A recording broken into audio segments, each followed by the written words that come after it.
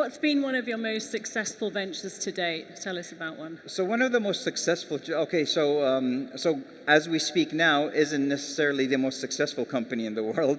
I'm sorry, I shouldn't be laughing, but it's just the fact of the matter is this is where the cycle is.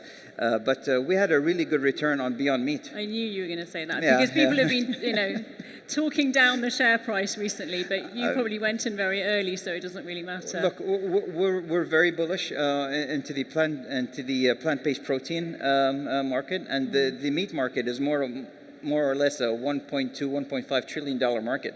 There's a lot of room for everyone. And I do believe that cellular agriculture will take the biggest chunk of that. And I do believe there is a small segment of the market that is still going to want to have its protein through plants. And Beyond Meat, I think, has been unfairly beaten down when it comes to their valuation, when it comes to their stock price right now. Was it smart for them to go public back then? Yes.